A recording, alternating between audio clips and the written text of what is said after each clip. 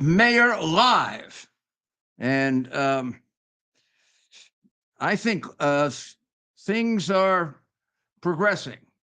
Things are progressing in the effort of the American people getting the information that has been kept from them.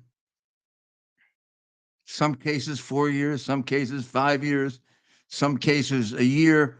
Don't know there's ever been a time in our history that our government, and I don't even like calling it our government, I like calling it the Biden regime, where a regime has suppressed as much information as this regime, and let's call it what it is, has engaged in massive, organized, conspiratorial censorship to hide information and to utilize really Marxist methods of propaganda. What do I mean by that? Changing the meaning of words or flipping the meaning of words. Orwell's book 1984 has many things in it, but the one that probably is the most relevant to today, and tomorrow it might be something different, is the idea that just call it the opposite and people finally won't know. So, for example, the Department of Peace in Orwell's fictional government was the War Department, the one that was making war against the adjoining state. But it was called the Department of Peace. And they would say very religious things and very kind things and and probably put out phony numbers like Hamas did, which finally, thank goodness, has been proven. And we're going to cover that today. Don't know that ABC, CBS, NBC. Do I have to name the rest of them? The group that would be considered America's Pravda. Now, for those of you who didn't live through the Cold War, Pravda was the national arm of the Soviet government that printed the fiction. It wrote what the government told it to write, directly worked for the government, and were all card-carrying, devoted members of the ideology that has probably killed more human beings than any ideology in history, communism. China alone, 80 million people. Before we get to Russia and Cuba, Venezuela, and who knows, in Eastern Europe, my goodness, all those years that we don't even have numbers. So that's where we are today. And that's why this show exists. This show exists to show you things and demonstrate things to you that you're not getting. We're kind of like an undercover operation here. And not just me. I'm glad it's not just me because I wouldn't get very far. It's me. It's people like Steve Bannon. It's people like Eric Bolling. It's people like Greg Smith. It's people like Mr. Schmidt, who I interviewed with yesterday. It's people like Mr. Salcedo, who I told him I'm in love with him. I meant that, in a nowadays when you say that, one never knows how it's interpreted. I meant that in a platonic way. He's my favorite. He comes on at 4:00 right after my show, so I'm kind of all pent up when I'm finished. And then I look at him and I say, boy, he's got more energy than anyone. This man believes in America, and he does the same thing I do as best he can. He jigs out the information you're not getting. So yesterday, Tony Bobulinski testified. It may be that Tony Bobulinski is the most important witness against a president ever. Maybe John Dean, probably not. What John Dean testified to, in fact, is so minor in comparison to Bobulinski, it's absurd. I mean, I'm not even sure I remember what Watergate was about. Is a group of people, they went into the Democratic headquarters, they stole some documents. Documents had no meaning. It was an election that got decided by a landslide, ultimately. There was no reason to do it. It was a silly thing to do. If you believe the evidence, Nixon was embarrassed and Nixon covered it up. He didn't make any money. He didn't sell out America. He didn't get money from Ukraine or from Soviet Russia or from Red China. He didn't have a son who was getting incredible amounts of money for no reason that anyone could possibly. I mean, in all this time, with all of this controversy, have the Biden defenders, the people who hate America, have they cited any reason for any of that money? I mean, you got to come up with something. I thought I really prosecuted an extraordinarily big case when I was about 29 years old. I think I was 29. This was back when you had to wear morning coats in court and wigs. It's true. I go that far back. I prosecuted this congressman. The congressman got convicted, damn well took a bribe. I'm very proud of the case because it was the first time my name appeared on the cover of the New York Times. And the case said my cross-examination was brilliant. It's the last time they wrote a good article about me. And it also said I was like Perry Mason. And I wore him down, and he broke down on the witness stand, and he confessed. Almost never really happens except on that show, Perry Mason. And so I was really, now that I look back on it, I'm embarrassed. Why? You know what the bribe was in that case? It was a bribe to get an airline route for a company called Florida Atlantic Airlines. I believe it was to the Bahamas. They wanted to beat out another airline, and Congressman Podell was in charge of the CAB committee, and they gave him 45 grand. 45 grand! It would be change to the Biden people.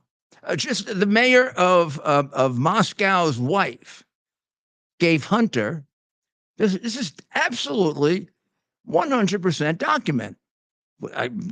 I showed you many times on my podcast and elsewhere the documents. The committee has shown you the documents. I mean, gosh almighty, we can send you the documents if you want.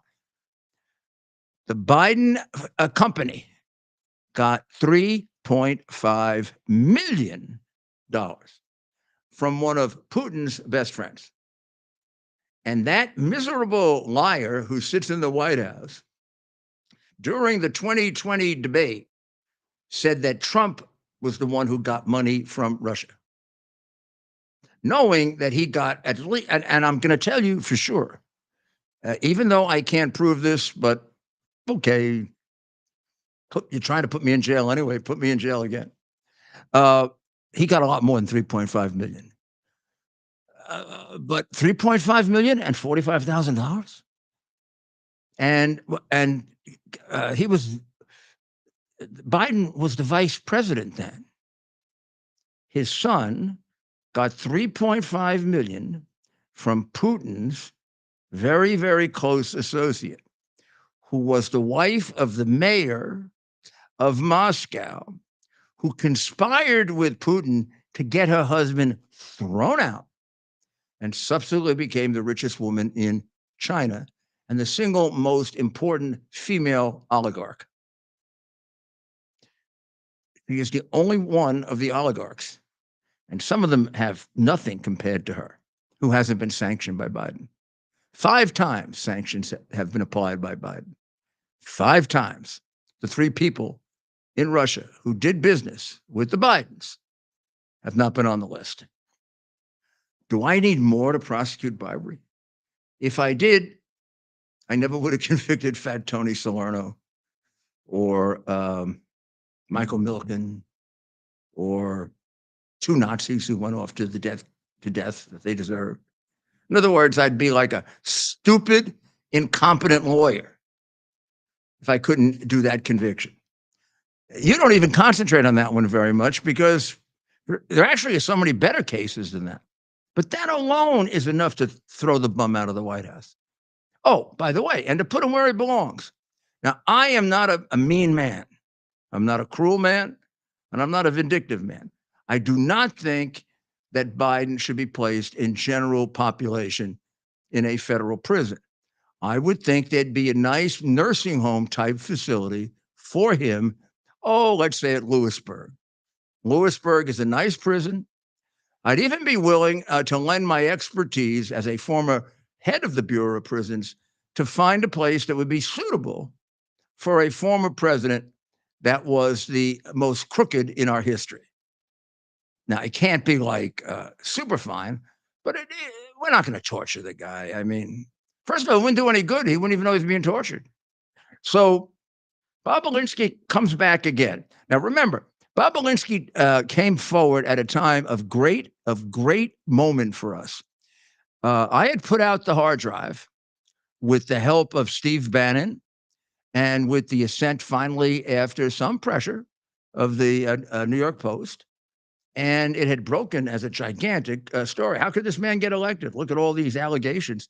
I mean, the hard drive was kind of difficult in the sense that it came out at the last minute with a month to go, because really it takes about a year to analyze the number of crimes. There are that many. I've never done a really good analysis of how many crimes, largely because crimes can be stated and restated in different ways. If I were to say it shows 100 major federal crimes, I would not be able to be contradicted. And some of them actually didn't get discovered until many of them didn't get discovered after the election, because we spent most of our time being castigated, attacked. The present president of the United States, during the last debate with President Trump, deliberately went out of his way to name me twice as a Russian pawn.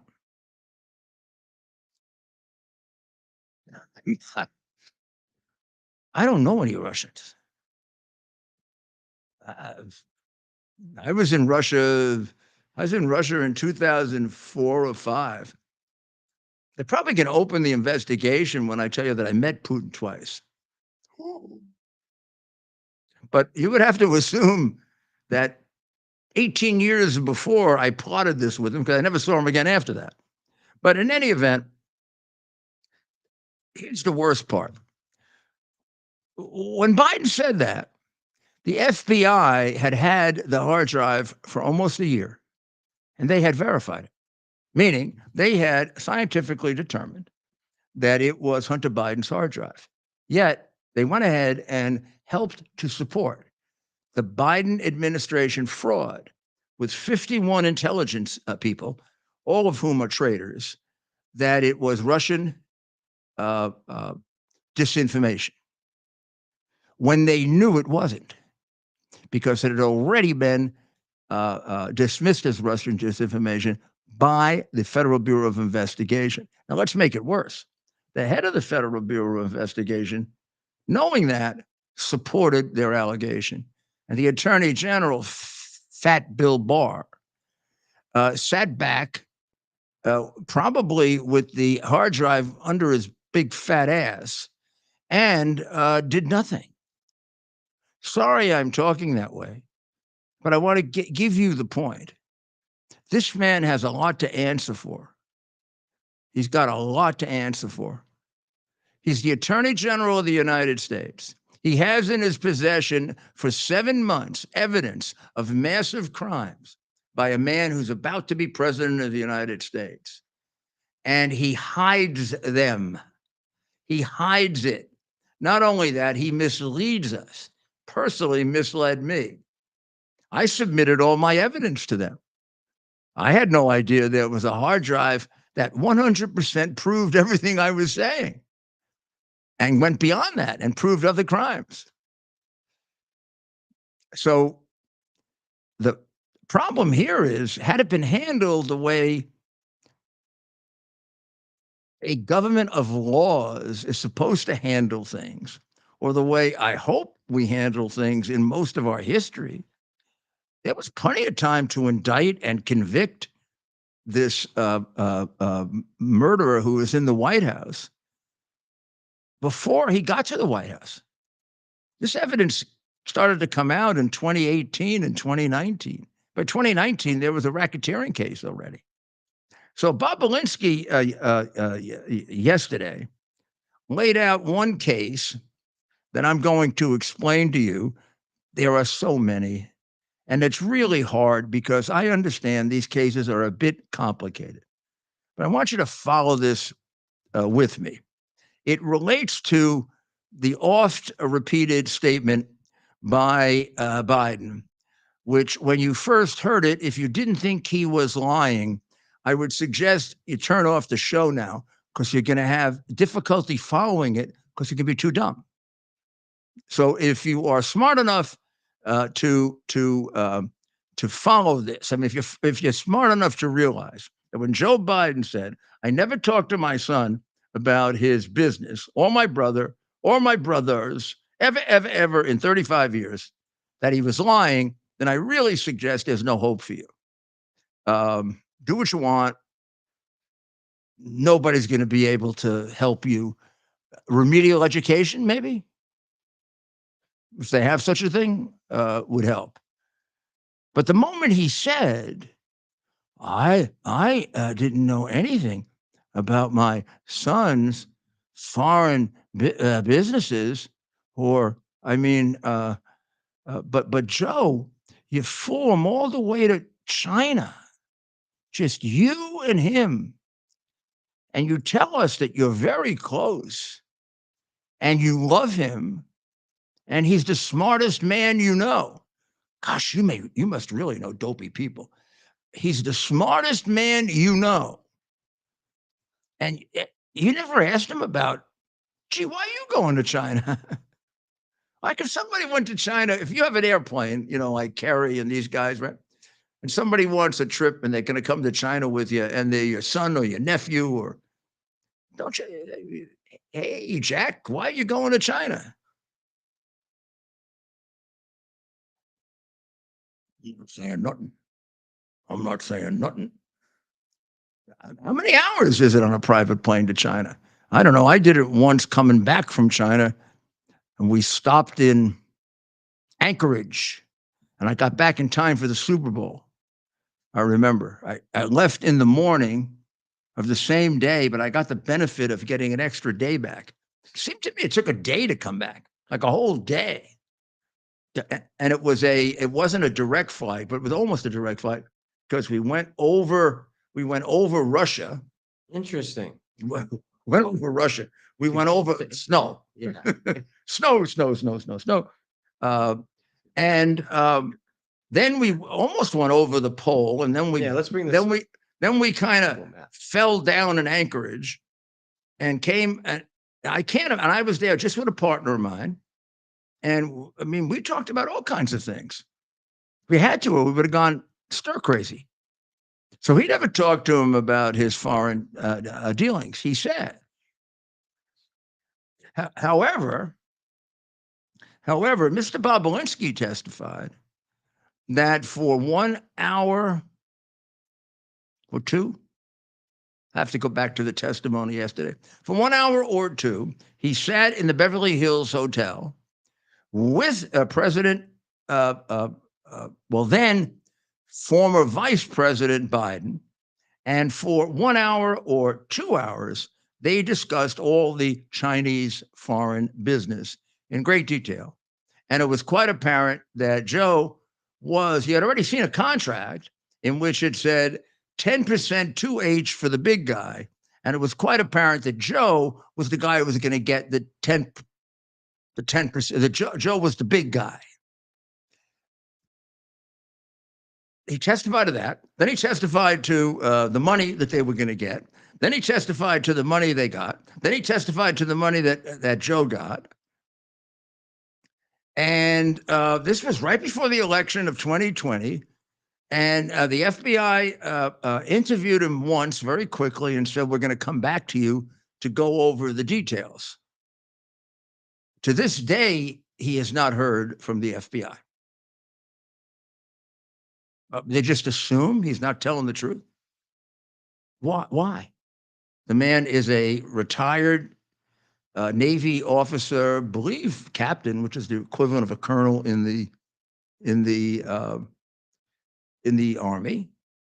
He has an honorable discharge, which is a hell of a lot better than Hunter, who got kicked out for being a degenerate drug addict. It's a hell of a lot better than Joe Biden, who got kicked out of the 1988 election for being a liar and perjurer and plagiarist.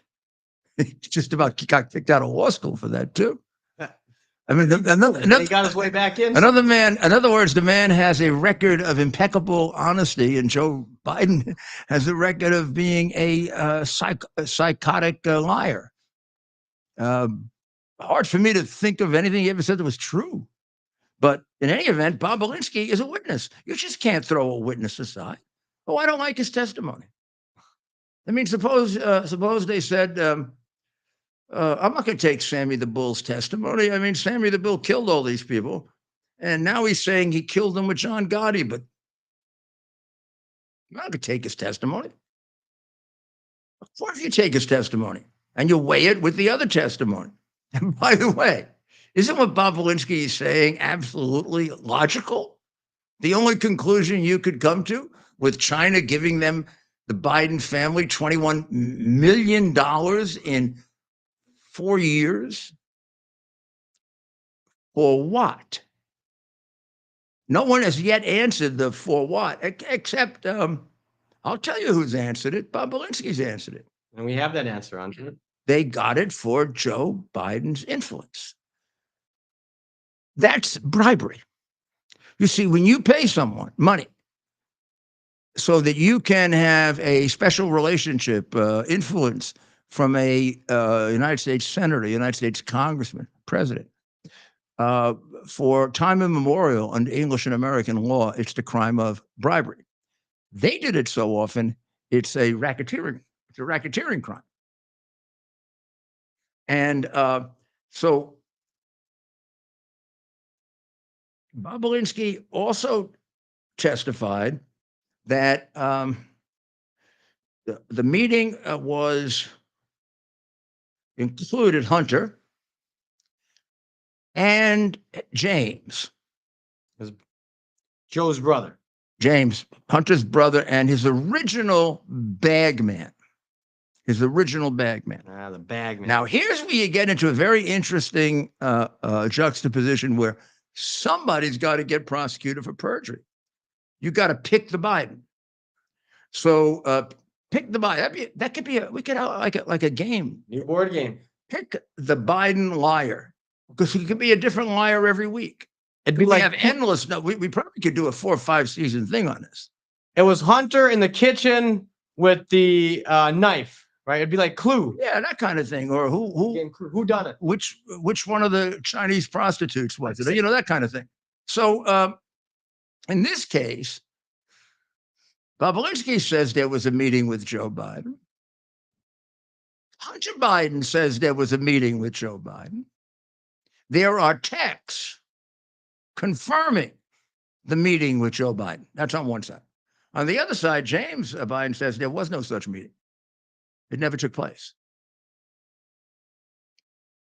But one of those guys got to get prosecuted, right?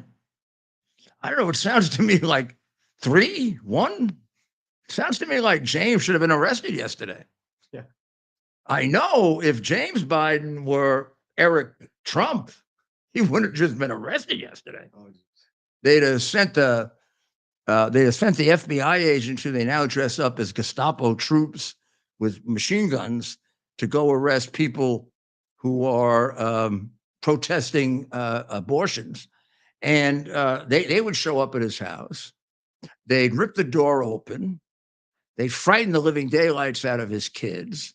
They'd put him in leg irons like poor Mr. Navarro.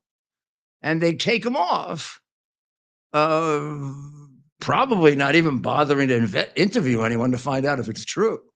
Because almost all of those have turned into, like when they came in the door of my house and raided my house, and a year and a half later wrote a letter to the grand jury saying there was no evidence I committed a crime. Well, what the hell did you break down my door for? Because I was Trump's lawyer. That's why. You see, that's what they do in Argentina. That's what they do in, I'm sorry, in Venezuela. That's what they do in China. We don't do that in America before we had this dictator. Uh, so Bob Berlinski's testimony yesterday just shouldn't be dismissed. There's a very, very discrete set of crimes that he laid out there. He also went into great detail as to the kind of illegal businesses they were doing with China. Also, you know, we all know that Joe got the money because it makes no sense that he didn't. But let's say, strangely, he didn't get any of that money from China. Somehow, anywhere from 21 to 31 million dollars went from the very, very top of the Chinese government to Hunter Biden and his family, James, Sarah Biden, the Biden kids. The only one probably who didn't get anything is the granddaughter that he refuses to acknowledge in maybe one of the crueler parts of his personality, and his wife's. Um, wouldn't the fact that you paid that amount of money to his family constitute a crime? Just think about it for a moment. Let's go back to the Cold War for a second. Let's go back to when the Soviet Union was our enemy and we could blow up the world. Suppose it came out, and let's pick two different presidents. So we have a Republican and a Democrat.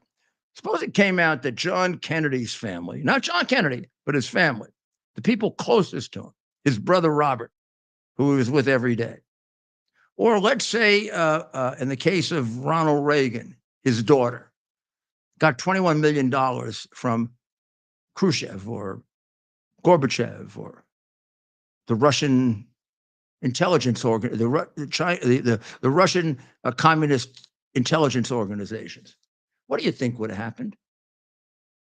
They'd have been prosecuted for bribery and they'd have been put in jail. I don't know. We might have executed them. I mean, the country would have accepted it. You can't have a president whose family is compromised with astounding amounts of money by our enemy, because then you'll question, oh, like I do. Why did Biden, when the paint wasn't even dry in the Oval Office, get rid of the Bagram Air Base? Bagram Air Base is 400 miles from China. It's it was one of our best air bases. We had just spent billions to refurbish it. In a possible war with China, it would be an unbelievable asset. Losing it is a tremendous defeat for us and a tremendous victory for China. Gosh, worth 21 million. Is it unfair of me to say I believe there's a connection between the two things? Because I cannot conceive of an American president that would give up an airbase 400 miles for China for any reason, except a corrupt one. I don't know if he was even that demented then. I mean, and later on, he now we're told is too demented and senile to stand trial for compromising classified material. That he can't remember his son's date or year of birth within 5 years. He can't remember when he left the vice presidency. How can he be president? How does her, if he's a patriot, which he's not, how does he leave that investigation with a sentence that says, well, although I can't determine that I can prosecute him because he's non compos mentis, basically, he shouldn't have his hand near the button that could blow up the world. He certainly shouldn't be president when there were two major wars going on, either one of which could threaten to become a world war. We do have a 25th Amendment to remove presidents like that. Why do we lack the courage to do it? And why do we leave our country with a man? I mean, anyone of goodwill, sound mind, and good eyesight knows he's demented. Now you got the prosecutor telling you he is. The guy is letting him off the hook who never should have let him off the hook. How do you move on from there and keep him a man who could destroy the world? Well, we'll be back in a few moments to talk about the new contest we're beginning, and tonight will be the first entry, because sometime between now and the end of the year, we're going to pick the truly dumbest member of Congress. And tonight we will have an entry in that race. And let's just hear a little bit from Mr. Bobulinski's testimony going into the break. Goldman either, but is there anything that anyone said up here that you want to take about 55 seconds to respond to? It's tempting. I mean, my biggest appeal to everyone in this room is I wish you would spend the time focusing on the fact that the Chinese Communist Party infiltrated the White House of the United States of America through the Biden family. I don't say that lightly. It's not a joke. I was willing to die for this country, as was my father and both my grandfathers and my brother. This is serious, serious stuff. We should be asking how that happened. Take the Biden name and the Biden family completely out of it. How did the Chinese Communist Party infiltrate the White House of the United States of America? Let's start there, focus on those facts, what they did, how they did it, why they used money, why they used private enterprises instead of military stuff and other stuff. That is huge to our national security. So I appreciate you yielding that time to me, Mr. Chairman. Well, thank you, and I'll just... Foundation delivers on its promise to do good and never forget the sacrifices America's greatest heroes have made for us. Heroes who risked their lives to keep our communities and our country safe. Heroes like United States Marine Corps Captain and pilot John Jeremy Sachs. Captain Sachs sustained fatal injuries when his military aircraft crashed during training, killing him and 5 other service members. He's remembered by loved ones as courageous, brilliant, and devoted to his career, family, and friends. John is survived by his wife, Amber, who gave birth to their second daughter 3 months after his death. Tunnel to Towers paid the mortgage on the family home for Amber and their 2 daughters. The foundation has helped over 1,000 military and first responder families navigate the worst of times by removing the burden of a mortgage payment. Our nation's heroes and their families need your help now more than ever. Donate $11 a month to Tunnel to Towers at T2T.org. T2T.org. That's T, the number 2T.org. T2T.org. Please donate now. Welcome back.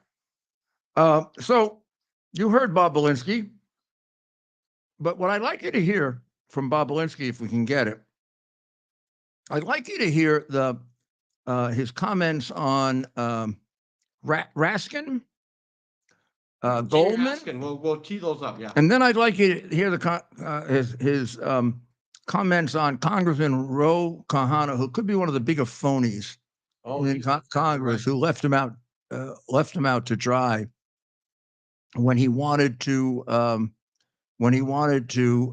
explain all of the connections that they have with the Communist Party. So can we do that now, or should I move on to another subject and we'll come back? I'll come right back to it. I gotta tee up those videos. Okay, so let me then move on to, let's say, are we ready with AOC? Oh, we got AOC. All right. So this is our entry for, and you know she would be on this list, right? Yeah. You know, I mean, obviously, if I just said, list the 10 dumbest members of Congress, um, We got some New Yorkers here. the person who doesn't know how many states make up the union, or has no idea that there are like 3 different articles in the Constitution with 3 different branches of government, you'd realize that she was educated in the New York City school system by the New York Teachers Union. So she really was educated to be a communist, not an intelligent person. But now you're going to find out just how dumb she really is. And silly. Shall we listen to stupid, silly AOC? She is now trying to make the point that Mr. Bobolinsky doesn't have any evidence that Joe Biden committed a crime.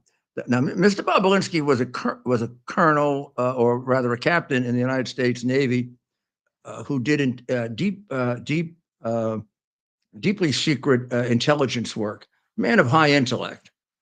Something severely missing on her side of the table. In fact, there may be no intellect there. A quick question. Simple. Is it your testimony today that you personally witnessed President Joe Biden commit a crime?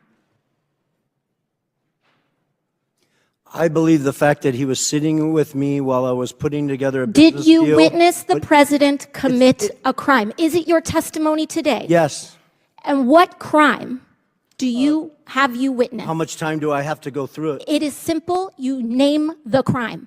Did you watch him steal something? Corruption statutes, RICO and conspiracy. What is it? FARA. What is the crime, sir? You Specifically. You asked me to answer the question. I answered the question. No. RICO, you're obviously not familiar with. Corruption Excuse me, statutes, sir. Excuse me, FARA. sir. Excuse me, sir. RICO is not a crime. It is a category. What is It's the a category of crimes that you're then charged You under have charges. a long 100 You list have of statutes. charges.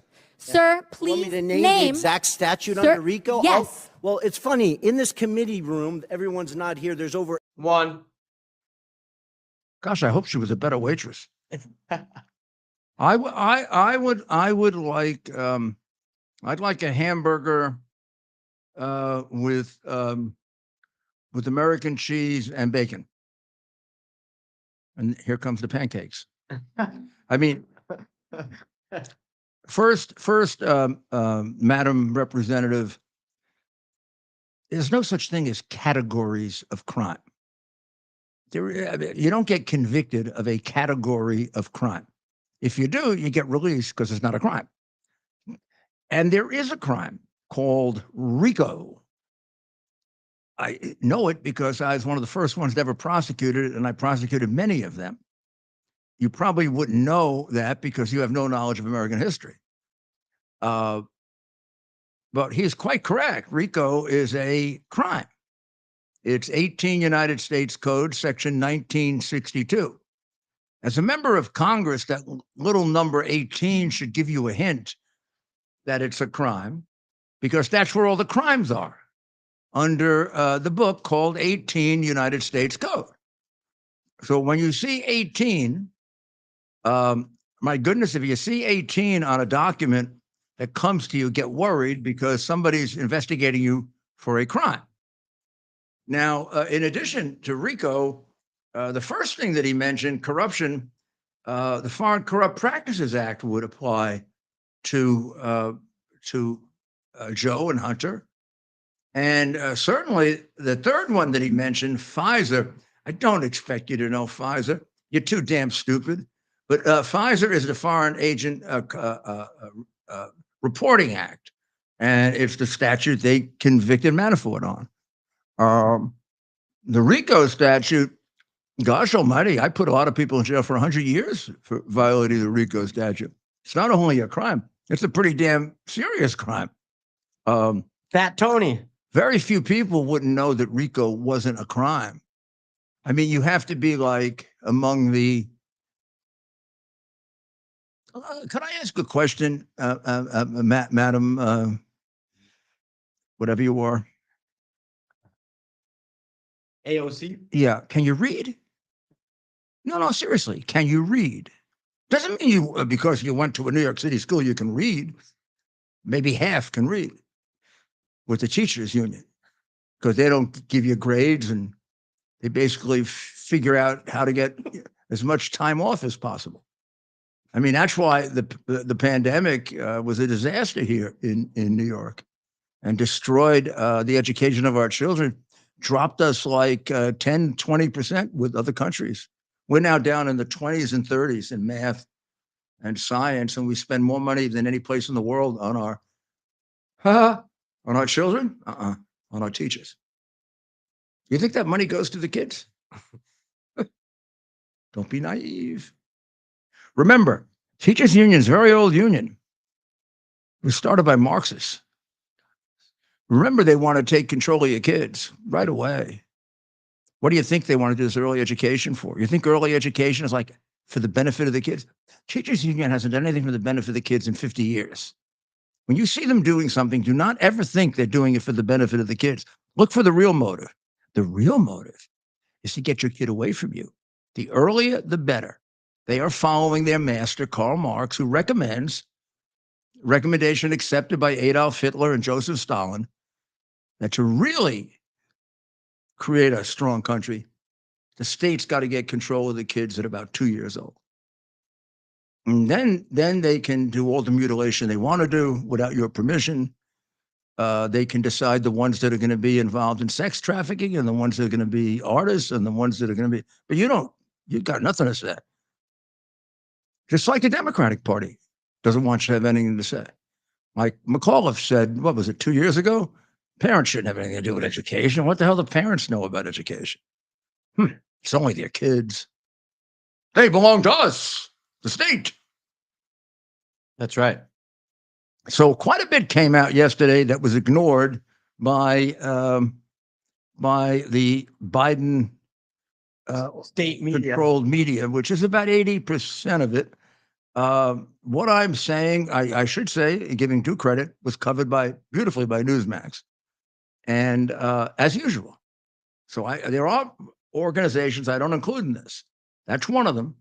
It's one that I probably have a lot of confidence in. One America's News, some of the newer organizations, America's Voice, and of course, a lot of the individuals. And Mayor, you read so much every day. What are some online outlets, publications that you Well, read? the one that I wait for, and if I don't get it, it ruins my Wednesday. What is it? The great Epic Times. You got it. Epic Times is Owned by Chinese communist dissidents. Yeah, unlike Dissidents, the McConnell family, who's the father-in-law of Senator McConnell does billions of dollars of business with the Red Chinese government. He's a Taiwanese, and you can't tell me that he's not a traitor. I do not understand how the Red Chinese do business with somebody from Taiwan, and the guy's not a traitor. The Chinese would not do business with him if he wasn't. I also can't understand how the McConnells could have gotten somewhere between a $5 and $20 million gift from the guy who obviously is a Red Chinese, and just because he's her father, what the hell was that money for, McConnell? And how come you changed all your positions on China after you got them? You used to be like me, like really tough against communism in China, and all of a sudden you're the biggest defender of China. You really sold yourself out, didn't you? Wow. I just want to make that point because it's not all, unfortunately, it's not all Democrats. Can I list some publications and get your rapid reaction? New York Post. Good. Could be better. They have to stop their maniacal attacks on Trump, which is totally ridiculous. I have no idea what causes that, but they write the stupidest things about Trump. On almost everything else, I love them. I mean, I read them every day. I love their reporters. Of course, they were the ones that had the guts to print the hard drive. I wish they'd have the guts to occasionally mention, like, they got it from me, like they didn't really invent it. and they wouldn't have it if it wasn't for me. But okay, maybe I'm being a little sensitive. Wall Street Journal. Okay, but an establishment newspaper. And when you get on things like tariffs and economics, they become almost like the New York Times. You know, they think they're so much smarter than everyone else that nobody else can really have a viewpoint on it. And they hate Trump because he is for tariffs and therefore free trade. Of course, it misses the point that it has nothing to do with free trade. The debate is about if China puts 100% tariff on our cars, what do we do with their cars? And they had a big editorial about how stupid Trump was for doing that. And here's the point they make. But then they either, well, let me just tell you the point. The point is that if we allow the Chinese cars to come in without the tariff, we're going to save money. Our consumers are. They'll be able to buy the cars for a lot less, for half of what they're going to have to buy them if you put the tariff on, or something like that. Now, these are almost all electric cars, which the Biden administration wants us to switch to by 2032. Trump says, just straight out, let's have fair trade and free trade, which is you send me a pen, no tariff. I'll send you back a similar pen, no tariff. You put a tariff on your pen so that you can sell your pen for half of my pen and wipe out my pen industry and put all my pen workers out of work. Then I'm going to put 20% more on you. I'm going to do it because it's only fair. And I'm going to do it because, like you, I have workers to protect. Now, this is why he's going to win Pennsylvania. This is why he's going to win Michigan. This is why he's only going to lose Pennsylvania if they cheat him. This is why he's going to win Ohio, for sure. This is why he's going to win Michigan, because there are too many people there who you can't squeeze your way out of that with all your propaganda, because people are out of work. And even if we're in a second generation with the steelworkers, the daughters and the sons remember daddy having a nice job, and all of a sudden it went to China because of this. Now I'm going to give you another reason why this is insidious and slight. And the Wall Street Journal get really pissed now, but they should. And I'm not charging them with this. I'm saying they're creating a suggestion. There's another reason for doing this with electric cars. The electric car thing is a con job. It's a con job for China it's part of the war of China against us. Remember, Xi Jinping said that by 2048, he wants to dominate the world. Push us aside, get rid of the dollar, and dominate the world. This will make it easier for him to do it, because if we start buying electric cars in lieu of the cars we like to buy, and they can sell them for half what we can sell them for, our auto industry can get destroyed. But now it gets worse.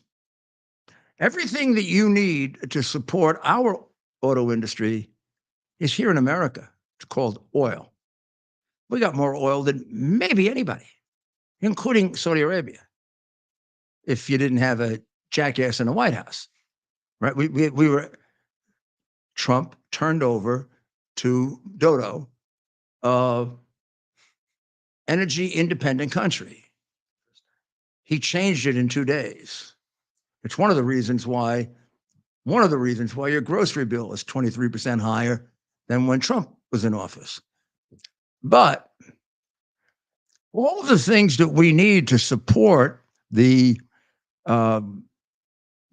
present car, which runs on gasoline, we own. We don't have to. I mean, we actually at this point we don't have to import oil anymore. Trump got us there. and Rick Perry. That's pretty darn secure for us. That's pretty good for our economy. It's the reason our economy was better under Trump rather than under Biden. It's the reason, maybe a lot of people don't know it, but it's the reason why the minorities are moving toward Trump, because it's the reason why they haven't had much gain in the last 3 years and they had great gains under him. You can't possibly emphasize how important energy is to the economy. Now, if we go to electric cars, everything gets supported by China. We don't have the minerals that are necessary to expand energy to the extent that it would have to be expanded to take care of those cars. In fact, there are scientists who believe that no matter what we do, we're not going to be able to have the capacity to do it. In the process of pushing this, we're going to have blackouts, brownouts, blowouts, and explosions. We don't have enough energy to take care of what we got now. Suppose you took every automobile on the road and you let it rely on energy, which it's not doing right, only 7% do right now. What do you think is going to happen to the electrical supply? You don't have it. China has the raw materials, but they're not ready to do it. And boy, if you're going to depend on Chinese efficiency, come on. Let's face it. The Chinese wouldn't be anywhere if they didn't steal what they have. They are not a particularly inventive people. They're a very, very what would you say, non-creative people who can do repetitious things well. But what has China ever invented? Nothing. What has China ever stolen? Everything. And the 100 years of Chinese education, among other things, deprives you of creativity. You're not allowed to think for yourself. I mean, the human mind is very complex, but when you grow up in a limited universe, thinking, like the old expression, out of the box, doesn't happen to enough people so that you become creative. So now you have to learn, if you're dishonorable like they are, to steal to get what you want. So what they're doing is, just like with climate change, we could do the same analysis. This is a very, very brilliant idea to make the world more dependent on China. And finally, it's impractical as hell. Americans don't want electric cars. We have a friend who has an electric car. I drive, as you might know, because I do a lot of my shows from New Hampshire to New Hampshire a lot. If I had an electric car, it would take me twice as long to get to New Hampshire because I'd have to fill it halfway through. It would take me an hour to an hour and a half to fill it, maybe 2. I'm sorry, I'm not sitting around a gas station for an hour to 2 hours. I don't like sitting around a gas station for 10 minutes to get my gas. But we're just not going to do it. So, number one, it's possible we really don't have the minerals and the resources to do it. I doubt that. I think if we had enough time, we probably could find it, but I think we need more than 30 years to do it. Number two, to get from here to there is going to mean massive depression, total dislocation of economies, particularly burdensome on the United States, because the country that is supplying and has the capacity to supply what it needs to support the present car is completely without that. And it moves over to another country, which means if you thought we were losing jobs when Clinton was selling us out and Obama was selling us out and Jerkwater is selling us out, we're going to lose everything in terms of the auto industry. That's why the UAW president, who supports Biden, and the members support Trump, because the UAW president should really not be the president of the UAW, since he has a union that's gone down in membership from 1.5 million to 400,000. Anyone that lost that many people would get thrown out, because they would say there's a reason he's lost all those people, because he doesn't know how to represent his workers. He knows how to represent himself.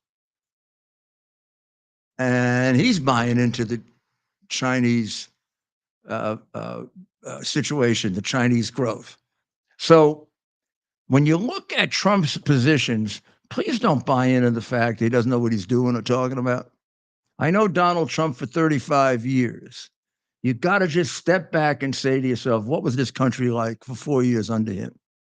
What's the country like now? What was the world like 4 years ago under him? What's the world like now? Every single person that died in Ukraine because of Putin's invasion would be alive today if those of you who voted for Biden didn't vote for him. If you hadn't been defrauded, fooled, brainwashed to vote for him, there is no way in a million years that Putin would have invaded Ukraine. I'm going to tell you why I know that. And you should know it as a logical person. Because he didn't. Putin invaded in the last 18 years 3 times. 3 times he didn't care. 1 time he didn't. He invaded under Bush, Georgia. He took Georgia, or a lot of it. He invaded big time under Prince Obama, who I used to see him look at and say, I see it in his eyes. What's this kid doing here? I'm a trained KGB killer. This guy is some kind of he knew he was a communist trained activist. I don't talk to communist trained activists, even in my own country. I got to talk to this jackass. So when it came time to take Ukraine, did you see him stop, all worried about what a baby boy is going to do? He just came in, and we did nothing to help him. Nothing. We actually wouldn't even give him guns. And finally, he invaded big time under Mr. Afghanistan. He saw a president that doesn't know how to protect his own troops. He saw a president that his ally China had bribed the hell out of.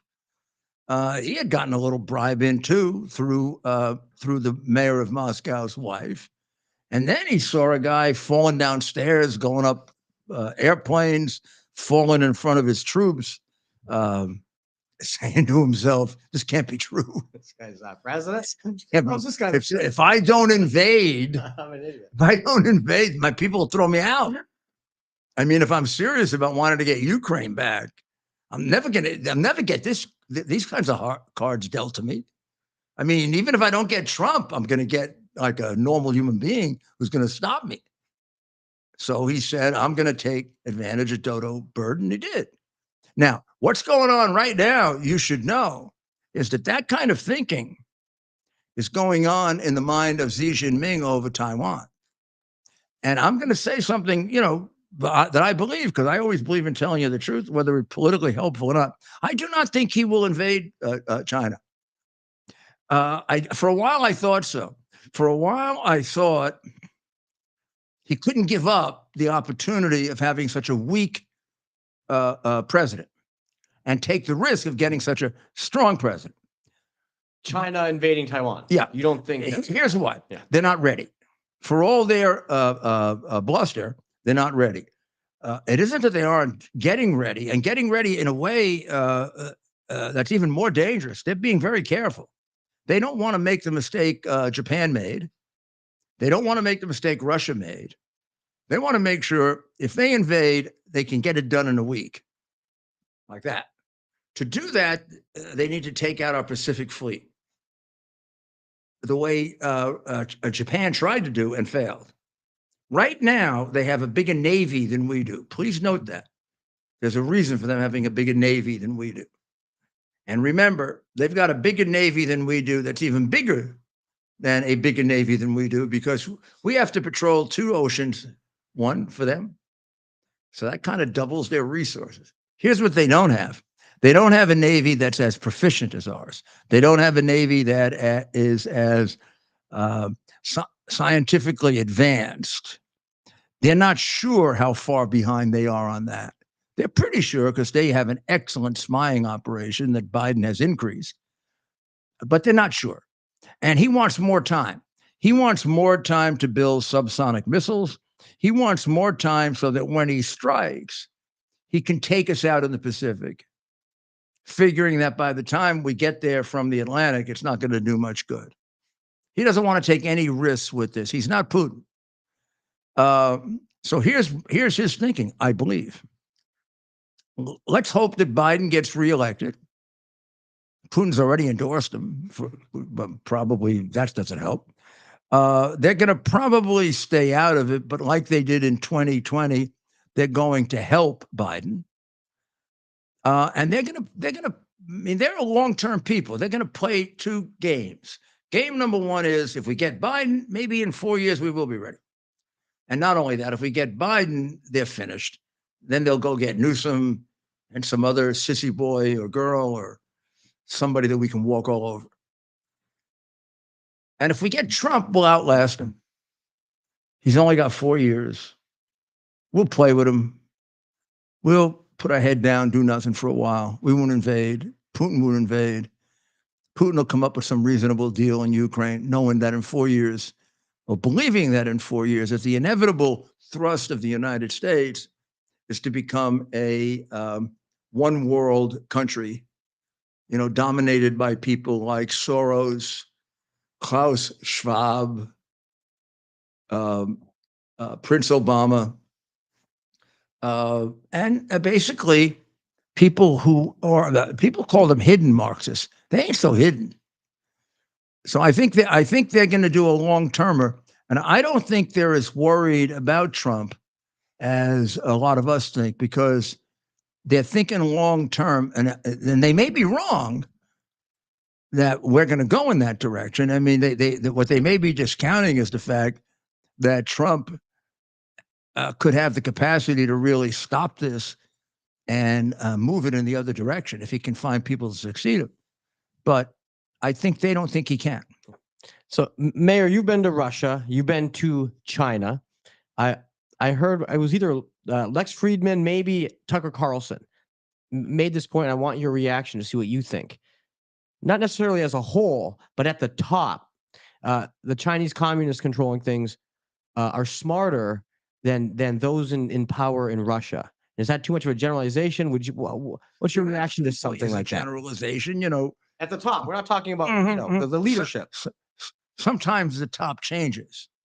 But if you, as a whole, I would fear China a lot more than Russia, because I think China is much more patient, much more multifaceted in the way they attack you. Look at what they're doing right now. It's very, very. When I said they're not very creative, that's true, but that's only one town. They are very disciplined, and they are very amoral. I mean, they don't have a religion. No, yeah. And they didn't. Please don't get angry, ancient Chinese. You didn't have a religion before you didn't have a religion. All that stuff with that's not a religion. So they don't have the moral. Sorry again, China. You had a great culture and a great civilization, but it's not the West. Well, Mao got destroyed. No, but look, the Western civilization took over the world. Chinese civilization didn't take over the world because it really isn't a humanitarian civilization. If they had a humanitarian civilization, they wouldn't have destroyed 80 million of their own people. Life doesn't mean the same thing in China that it means in the United States. And I'm talking about not just communist China. I'm talking about China. Yeah.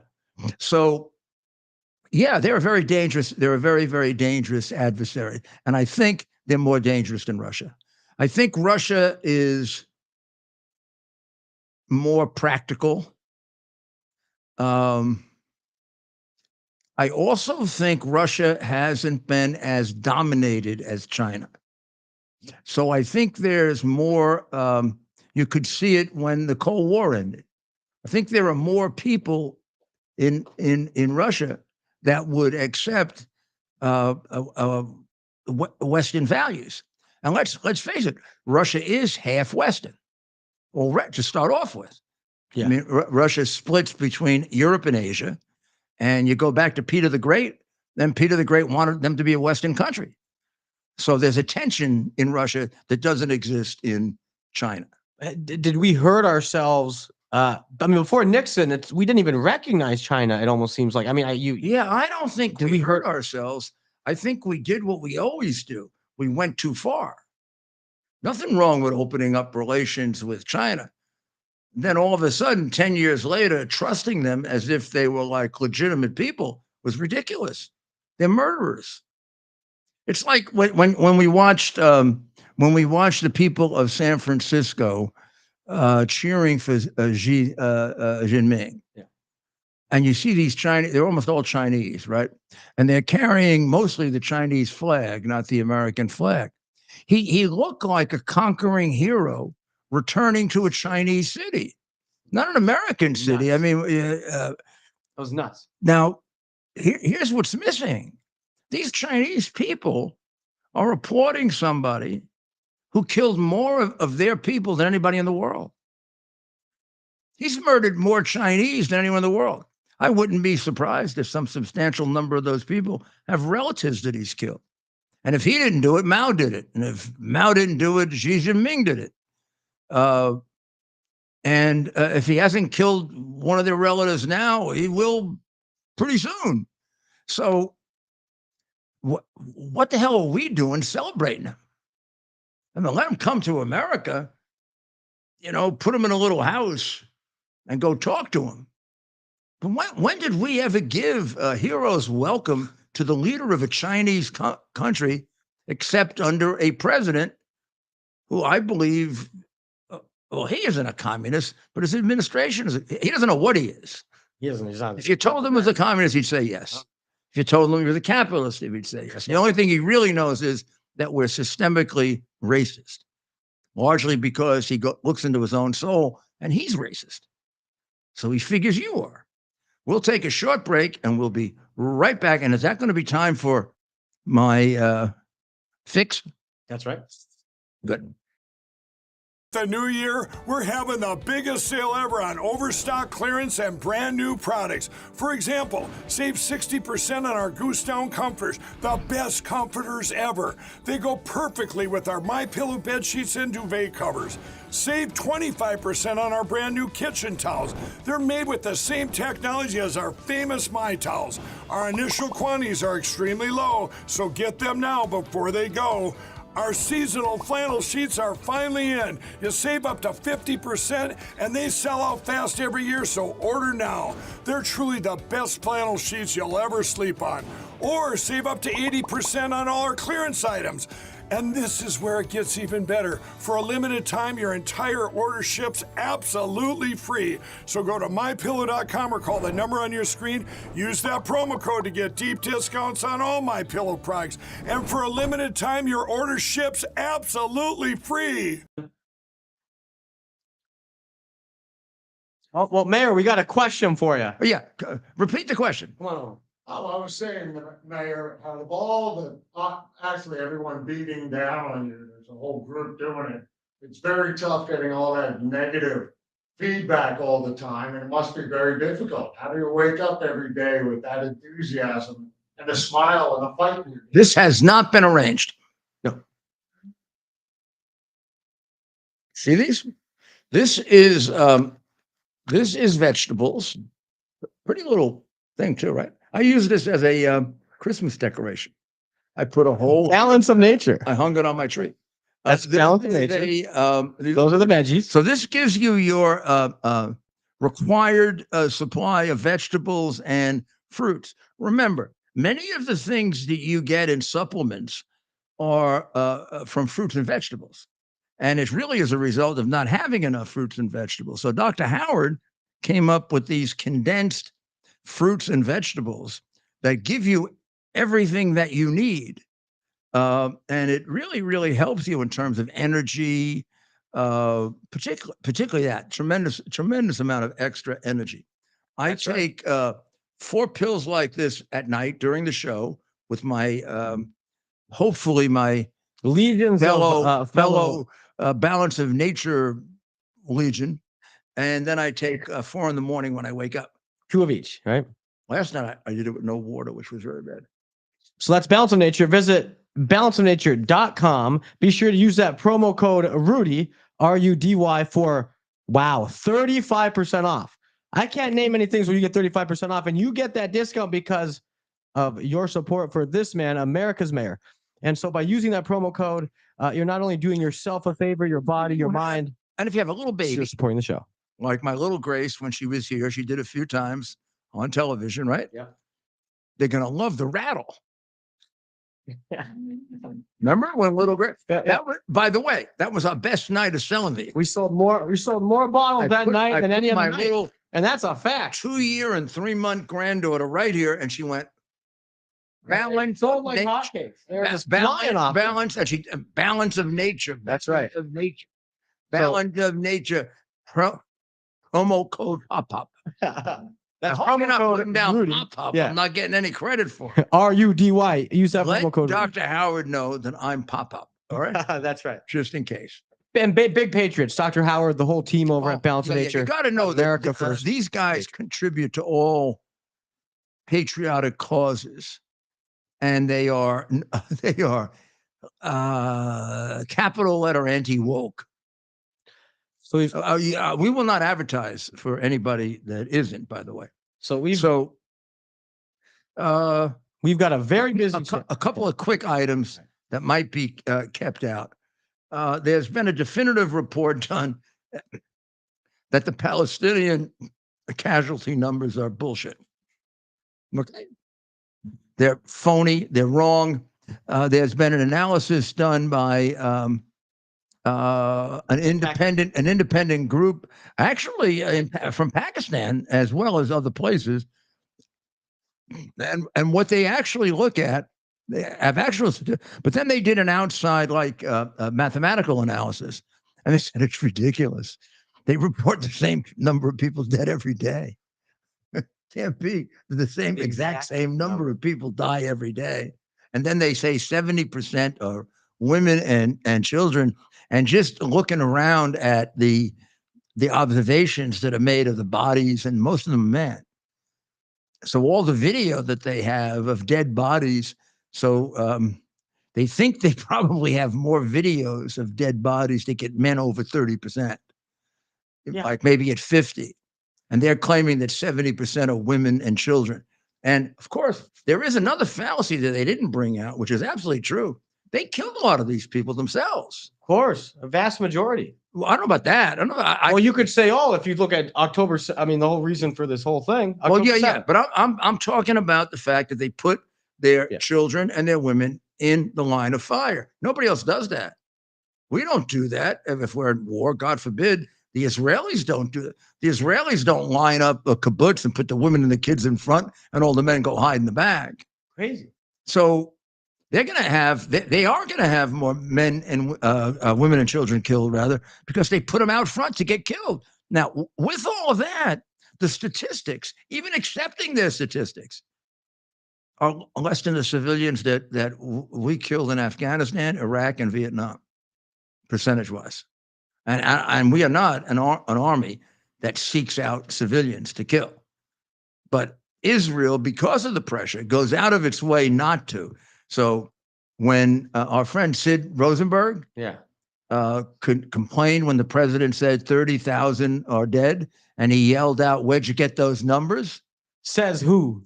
Says who, right? Yeah. Sid, congratulations again. And they just, and why they want to carry water for the Palestinian terrorists, I don't get. And stop getting sympathetic about the Palestinians. There's no real big distinction between Hamas, Fatah, and the Palestinian people are taught from day one in school to kill Jews, to destroy Israel, and to kill the big Satan. You're the big Satan. And some of you are demonstrating in favor of them, and they want to kill you. How about you, the LGBTQ people?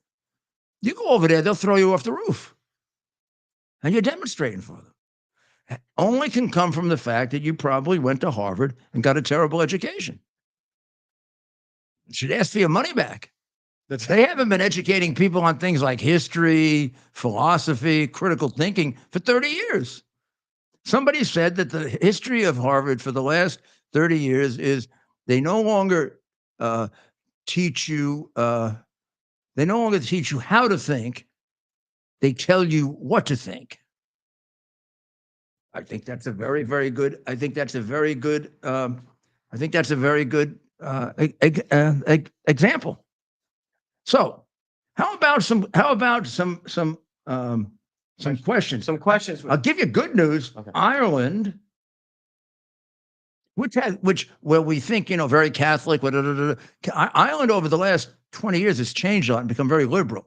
It's really part of the EU in distinction, and maybe it's because of the pressure of Great Britain, but they've gone very much in the direction of the EU countries and have become very liberal, very big on climate change, all this left-wing garbage. And so they actually put up a proposition to take the words woman and mother out of their dictionary and out of their constitution. I don't know what they were going to call them, but no woman, no mother. The Irish voted 70% against it.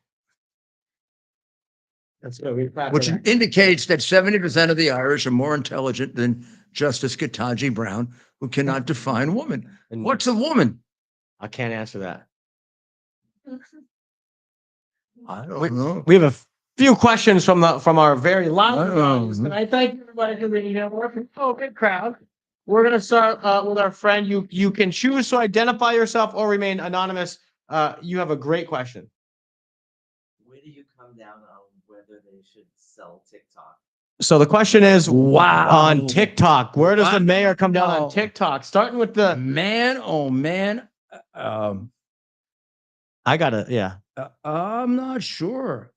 And I'm not being politically careful here. I'm just kind of thinking out the following.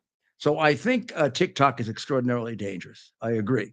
And I think all of the stuff about the larger number of children who die as a result of watching them is true. I also think it's true that they are completely controlled by ByteDance, making them a functionary of Red China, and that they try to collect every bit of crap on us they can. I think all that's true. On the other hand, they are a communication organ where you reach many, many people. Are we better off? And since we as conservatives are cut off so much, are we better off being able to use them and communicate on there and fight the communications battle with them? That would convince me to kind of regulate it, but leave it alone. I guess I guess I reluctantly say close them down, because I'm not sure if the information they're getting, they could get other ways. Now, if you could show me that they, like the people that defend TikTok say they can get that information other ways, but that's a little too facile. Show me how they can get the information other ways. So I think the real reason to put them out is for intelligence reasons, because they're gathering information about it, not for I'm not afraid. I don't like what they're doing in communication, but I don't think we should be afraid of communication. I think we should think of communication as, you say what you want. It's our obligation to say what we want and convince you. It's the only way you can have a free country. But they are manipulating the algorithms. Yeah. And therefore, I would say, I don't believe that they aren't getting a great advantage with it. That if you close them down, they wouldn't be able to. I mean, people say, even if you close them down, they'll be able to get the information that's available. I don't think so. We got another great question. But I don't get crazy about the people who oppose it. I can see a First Amendment. I can see a reason why there's a rational concern about it. Yes, ma'am. Oh, I can't say ma'am. Some lady got angry at me last night when I called her ma'am. Oh, I'm fine with it. You're okay with it? Yes. Thank you so much. Really interesting. And I can say you're a woman and stuff like that? Definitely. Oh, good. I'm fine. I'm completely fine with it. Thank you. I'm taking it as a compliment, really, to tell you truth. Well, it is a compliment. You're a beautiful woman. Thank you. My question is, what would you recommend to do to finish war in Ukraine? What would I like to do and what do I think is possible to do? I would say those are two different, I have to give two different answers to that. At the very, very beginning of the war, I would like to have seen us throw Putin out on his backside. Get him the hell out of Ukraine. You should know that I spent a lot of time in Ukraine and I was a consultant to the city of Kharkiv. You know Kharkiv, right on the border? So Kharkiv is right on the border of Russia. For time immemorial, it's been a pro-Russian Ukrainian city. So even when they split up into a singular Ukrainian government, they've always voted for the pro-Russian Ukrainian party, big time. 70% of the vote, 80% of the vote. Kharkiv in 2014 was viciously and stupidly attacked by Putin, even though he didn't have to. The country would have said, okay, come on in, Putin, we like you. And instead he came in and he attacked them. Maybe it was a mistake, maybe it wasn't. The mayor and the deputy mayor raised an army and through the will of God, defeated them, knocked them out, got rid of them. The mayor ended up becoming a paraplegic, losing his legs. I went there in 2015, 16, 15. And I helped build their emergency management center. Got to know them, and they made a complete switch. Even though many of them were ethnic Russians, very much against Putin because of the way he had double-crossed them and vowing he's never going to take us. And they switched political allegiance. They became part of the Ukrainians, nationalists, right? The nationalists. And I have been extraordinarily proud of the fact that when Russia first invaded, their object was to start with Kharkiv and build the land bridge from Kharkiv all the way down to Crimea. If you notice, they're about 80 miles south of Kharkiv because they can't get near Kharkiv. Now, they've bombed it, they've attempted, but they're not getting it. So personally, I'd like to have seen the thing reversed immediately. I think Biden never wanted them to win. I think his support for Ukraine is, like everything else, dishonest.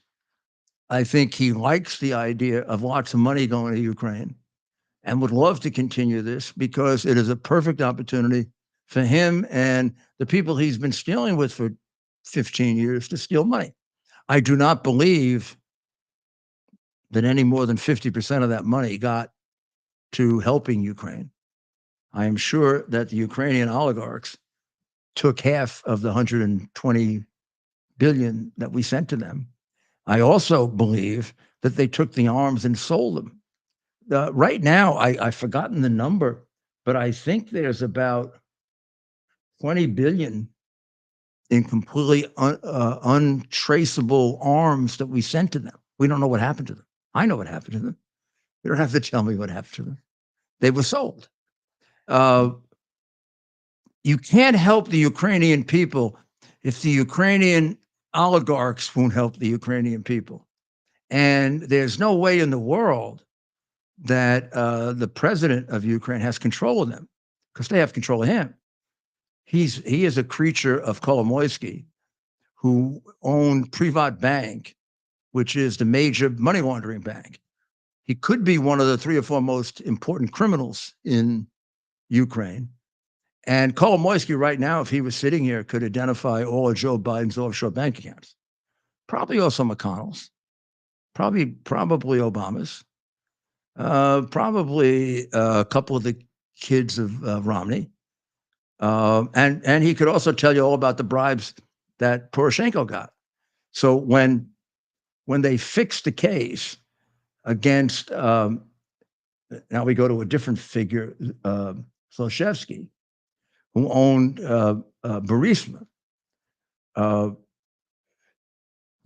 It wasn't only Biden who got paid for that.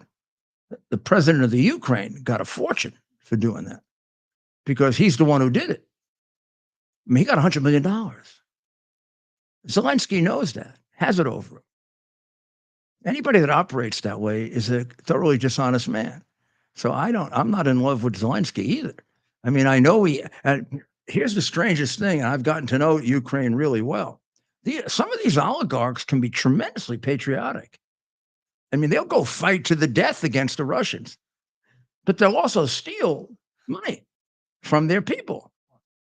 And they just operate that way. So I actually don't know if Biden didn't give them enough or they stole so much they never had enough to really contest Russia. And now I look at the money they want to give now, and nobody raises these questions. We're going to give them another 60 billion? What, without accountability? Without knowing what happened to the first 120 billion? Without figuring out if it's going to get to the Ukrainian people? And we want to pretend to ourselves we're helping the Ukrainian people? We're not helping them. So I think what Trump will be able to do, I think if Trump comes in, Putin will do what I said Z will do. He'll put it off for 4 years. Yeah. No reason to challenge Trump. Let's see who comes along 4 years from now. Trump's gonna be out of office. I'll kind of play along with him. I'll humor him. I'll make him think he's really important. I won't give up what I got, but I'll give up something. You know, I'll make some kind of concession. Maybe I'll give up a quarter of what we got. Maybe even more because I know I can take it back. He's not going to give up anything near Crimea. They'll make a peace. And then as soon as he leaves, unless we do something to really bolster them up, he'll invade again.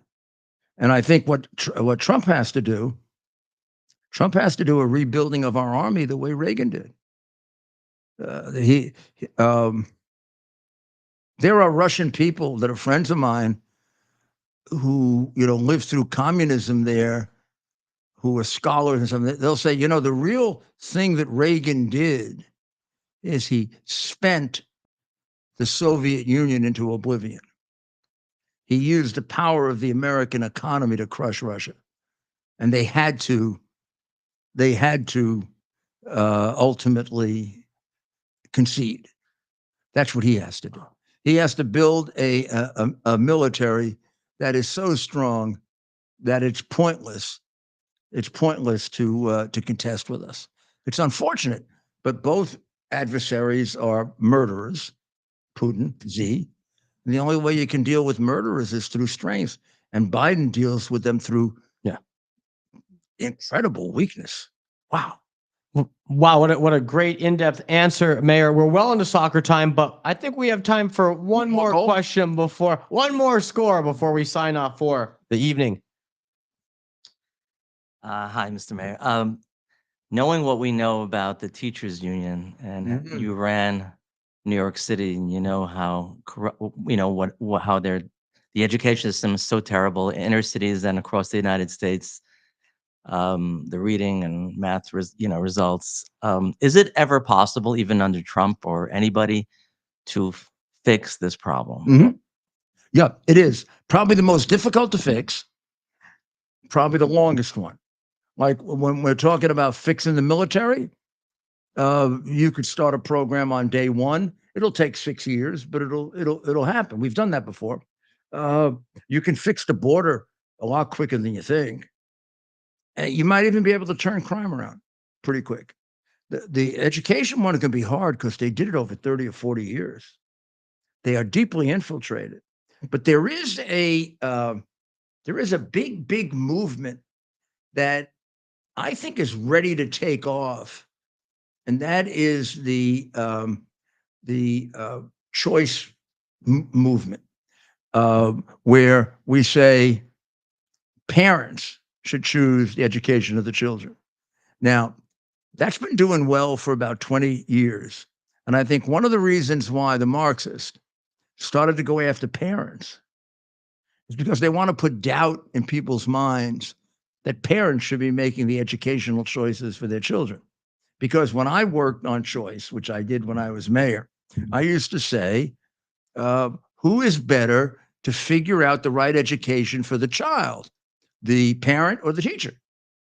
And you almost universally, people would say the parent. Well, the parent loves the kid more. Now, somehow they're getting a certain number of people to turn against the parent, like the expert teacher should know more. Because that's ridiculous, because children are so different that you can't have a teacher making a one-size-fits-all answer for the kids. So I think this battle between parent and school system is the one that has to be fought. And I think you'll win that battle when you fight it. So you can do things like charter. If you have a really heavily entrenched teachers union, state or city, probably charter schools is the way to go, because they still are public schools, but they don't operate with the same rules. Now, they are so dangerous to the teachers union that in New York, there's a cap. We can't have more than 400 charter schools. There's no reason for that. The charter schools are more successful. They perform 20 to 40 times more successfully. The public school kids or teachers like to say, well, they get the best kids. No, they don't. Same kids, same demographic. It's the private schools have a different demographic. The Catholic schools might have a different demographic. Not much. The Catholic schools in those areas are educating poor Blacks and Hispanics. And if you look at the polls, Black parents, Hispanic parents are somewhere in the 70s and 80% in supporting charter schools, school choice, scholarships. They want to break out of this school system that they know is hurting their kids. So they have to be empowered. And you're going to have to do it state by state. So some of them have had big victories. Now, getting the Democratic states to make that move is going to be tough because they control the teachers union so much. But if all the Republican states can do it and Trump can get them organized, that becomes a pretty powerful incentive to start moving the public schools in that direction too. So that's what I think. So Ted, Wow. what did I miss?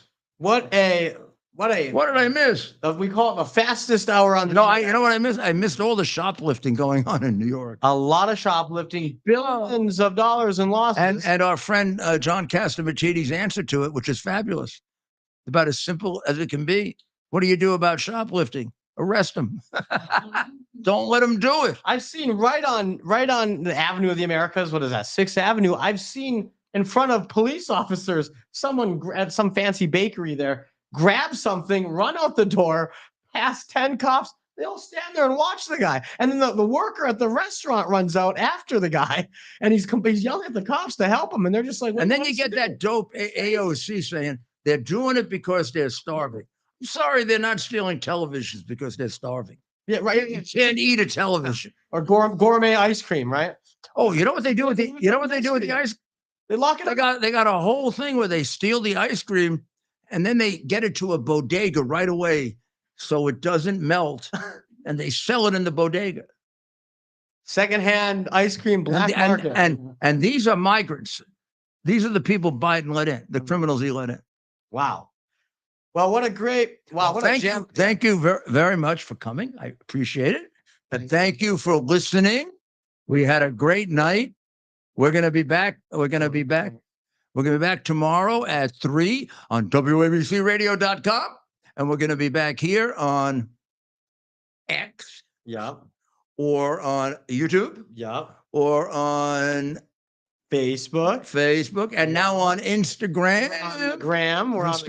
On Instagram. Getter. Rumble. And Twitch.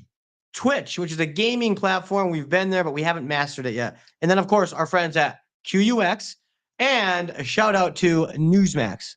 Newsmax, you will be able to watch us at 8 o'clock, but it'll be yesterday's show. Well, thank you very, very much. And God bless America. Is to bring to bear the principle of common sense and rational discussion to the issues of our day. America was created at a time of great turmoil, tremendous disagreements, anger, hatred. It was a book written in 1776 that guided much of the discipline of thinking that brought to us the discovery of our freedoms, of our God-given freedoms. It was Thomas Paine's Common Sense, written in 1776, one of the first American bestsellers, in which Thomas Paine explained, by rational principles, the reason why these small colonies felt the necessity to separate from the Kingdom of Great Britain and the King of England. He explained their inherent desire for liberty, for freedom, freedom of religion, freedom of speech, the ability to select the people who govern them. And he explained it in ways that were understandable to all the people, not just the elite. Because the desire for freedom is universal. The desire for freedom adheres in the human mind, and it is part of the human soul. This is exactly the time we should consult our history. Look at what we've done in the past and see if we can't use it to help us now. We understand that our founders created the greatest country in the history of the world, the greatest democracy, the freest country, a country that has taken more people out of poverty than any country ever. All of us are so fortunate to be Americans. But a great deal of the reason for America's constant ability to self-improve is because we're able to reason, we're able to talk, we're able to analyze,